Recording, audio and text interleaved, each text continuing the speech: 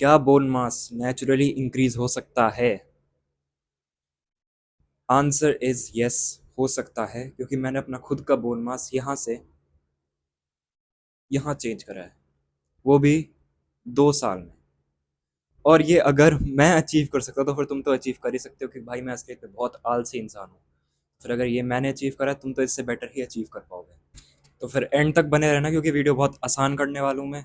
Basic natural steps जिससे तुम अपनी बोन डेंसिटी और अपना बोन मास इंक्रीज कर पाओ। First, let's start of with mechanical stress.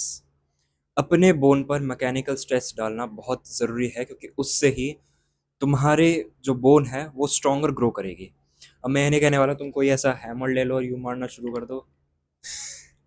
इससे ज़्यादा बेकार चीज़ तुम नहीं कर सकते, क्योंकि ये कुछ फ़र्क तो लाने नहीं वाला, ऊपर से तुम्हारे फेस पर परमानेंट ब्रूज मार्क्स और आ जाएंगे। तो सबसे बेस्ट तरीका जो मैंने आजमाया, मैं वेजिटेरियन हूँ तो फिर मैंने मोस्टली वेज चीज़ें खाई, जैसे कि अपना एप्पल हो गया, कैरेट हो गया, नट्स हो गए, मैस्टर गम होगी। मैं ये सभी च्यू कर करके मैंने अपनी जॉ की जो मसल है ट्रेन करी है, और इससे मैं बोलना चाहूँगा मेरा थोड़ा बोन स्ट्रक्चर भी चेंज हुआ है, क्योंकि इस पर टेंशन पड़ी है।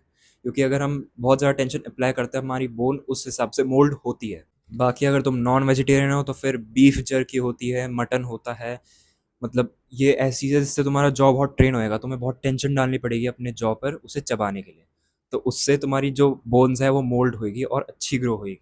अब बिसाइड्स जस्ट ईटिंग, तुम नॉर्मल टेस्टोस्टेरोन इंक्रीज करने के लिए जिम जा सकते हो, हैवी वेट लिफ्टिंग कर सकते हो, जिससे हमारा जो टेस्टोस्टेरोन इंक्रीज होएगा उसकी मदद से हमारी जो बोन्स है और अच्छी ग्रो होएगी और स्ट्रॉन्ग ग्रो होएगी। सेकंड, जिस चीज़ का तुम्हें ध्यान रखना है वो है अपने माइक्रो न्यूट्रिएंट्स। अब इसमें सब कुछ आ जाएगा, कैल्शियम, विटामिन डी, विटामिन के 2, मैग्नीशियम, ये सब।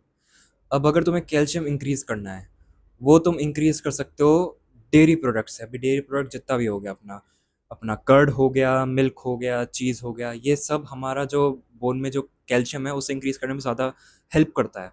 और कैल्शियम ही सबसे मेजर रोल प्ले करता है हमारी बोन को स्ट्रांग बनाने में और बोन को थोड़ा और ग्रो करने में। अगर तुम्हारे शरीर में कैल्शियम कम होगा तो तुम्हारी बोन बहुत वीक होएगी, और फिर तुम अपनी बोन डेंसिटी बढ़ाना तो भूल जाओ।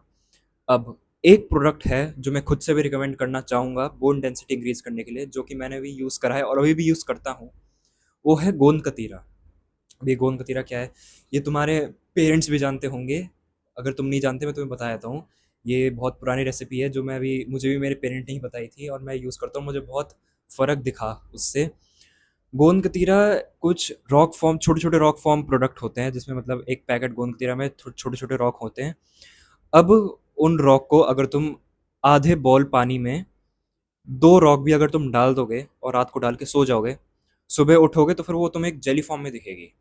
अब मैं तुम्हें एक ड्रिंक रिकमेंड करूंगा, वो है जब भी तुम सुबह अर्ली मॉर्निंग उठो, एक थोड़े ग्लास में वार्म वाटर लो, आधा नींबू निचोड़ो और 1 चम्मच शहद डालो, और फिर वो जो तुम रात में ढककर सोए थे गोंद कतीरा, जो जेली अब बन चुका होगा, उसे उस ड्रिंक में मिक्स करके पी जाओ। ये ऐसा नहीं है कि एक ही हफ्ते में तुम्हें चेंज दिख जाएगा। अगर तुम रोज भी सुबह उठ के उसे पियोगे, तुम्हें चेंज दिखेगा। तुम्हारे जो बोन डेंसिटी को इंक्रीज करने में बहुत ज़्यादा हेल्प करता है। बाकी तुम इसे गूगल पे भी सर्च कर सकते हो। और ये जो मैंने ड्रिंक बताई है, ये अपना नींबू और ये जो मैंने पानी की ड्रिंक बताई है, इस ड्रिंक से तुम्हारी जो गट हेल्थ है वो भी इंप्रूव होएगी, तुम्हारा डाइजेशन है वो भी ठीक होएगा, और किसी को गैस्ट्रिक इशू होती है वो सब भी ठीक हो जाएगा। अब विटामिन डी, विटामिन डी का सबसे बेस्ट सोर्स है धूप, सनलाइट। अब इसे तुम एक ही तरीके से ले सकते हो, जब तुम घर से बाहर जाओगे, धूप के अंदर बैठोगे थोड़ी देर, 15-20 मिनट, तभी तुम्हारे शरीर में विटामिन डी लगेगा। वरना तुम कितना ही कैल्शियम ले लो, अगर तुम्हारे शरीर में विटामिन डी की डिफिशियंसी होगी, तुम्हारे शरीर में, तुम्हारे बोन्स में वो कैल्शियम लगने ही नहीं वाला है। इसलिए विटामिन डी भी उतना ही ज़रूरी है। अब अगर तुम सोचोगे यार टैनिंग हो जाएगी, ये सब, तुम, ज़रूरी नहीं है कि तुम डायरेक्ट फेस ही करो सन पे, कैसे देखो, ठीक है, ज़रूरी नहीं है।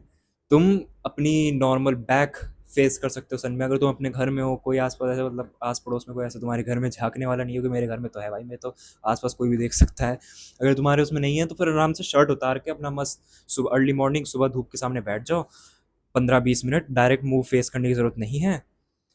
उतना विटामिन डी अगर तुम रोज़ ले रहे हो 20 to 30 मिनट्स भी, वो भी बहुत है, बहुत सफिशिएंट है। उससे जो तुम्हारे शरीर में तुम भी जो एक्स्ट्रा कैल्शियम लोगे, वो तुम्हारे शरीर में अच्छे से लगेगा। अब विटामिन के 2, विटामिन के 2 का वैसे मैं बताऊँ मेजर रोल यही है कि तुम जो भी कैल्शियम इंटेक ले रहे हो, वो जो है तुम्हारी बोन्स पे ही लगे, सीधा मतलब आर्टरीज़ पे ना चले जाए, ठीक है? तो फिर विटामिन के 2 भी काफ़ी इंपॉर्टेंट है, तुम लेना चाहो ले सकते हो। हालाँकि मैं तो प्रेफ़र करूँगा ले लो, अगर तुम बहुत ही ज़्यादा अभी तुम्हारा है कि बोन मास इंक्रीज़ ही करना है, तुम कैल्शियम इंटेक बहुत ज़्यादा बढ़ा दोगे, तो फिर विटामिन के 2 ले लो कि मतलब उतना कैल्शियम बोन्स पे ही लगे, तुम्हारे आर्टरीज़ पे ज़्यादा फ़ोर्स ना डाले। लास्ट सबसे इम्पोर्टेंट है मैग्नीशियम इंटेक।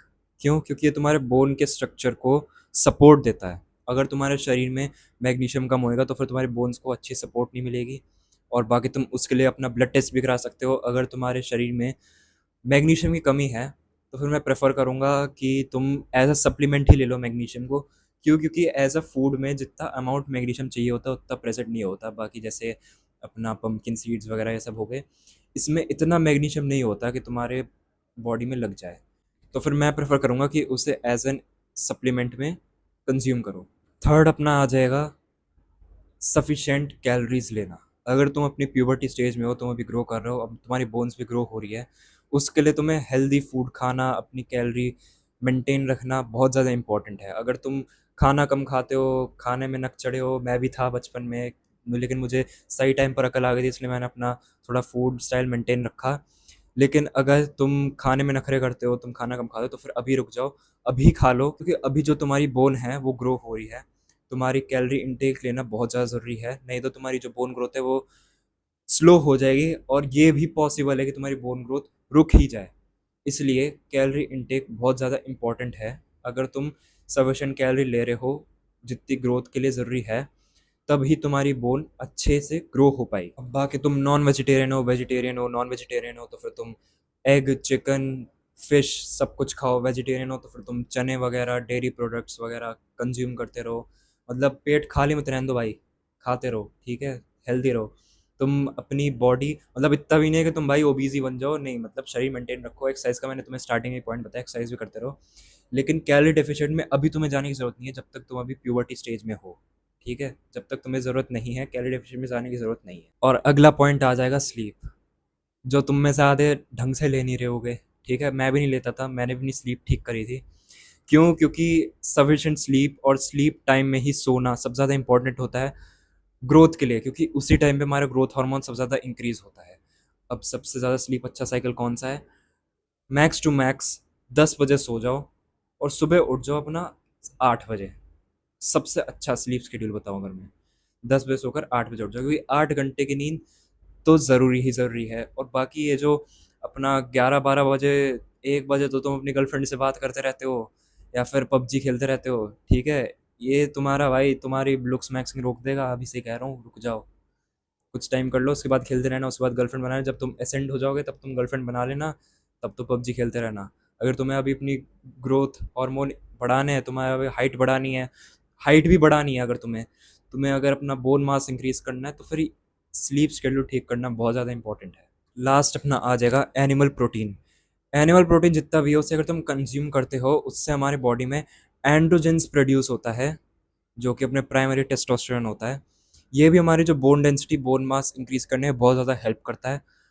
और जो एनिमल प्रोटीन है वो प्लांट प्रोटीन से ज़्यादा हमारी बॉडी में अच्छे से एब्जॉर्ब भी होता है। एनिमल प्रोटीन में आ जाएगा तुम्हारा सिर्फ चिकन, अपना एग, फिश, ये सब ही नहीं, डेयरी प्रोडक्ट्स भी जो तुम्हें मैंने इस वीडियो में बताए थे, वो सब इसमें भी लागू होते हैं। अपना जितना भी हो गया, चीज़ हो गया, योगर्ट, मिल्क, ये सब ये सब भी एनिमल प्रोटीन में ही आते हैं। Hopefully this video might have helped you. मैंने ईजी टिप्स दे दिया नेचुरली बोन डेंसिटी इंक्रीज करने के लिए। बाकी अगर तुम कंसिस्टेंट रहोगे तो फिर डेफिनेटली ये तुम्हारी हेल्प करेगी बोन डेंसिटी इंक्रीज करने में। बाकी गेट सेंड।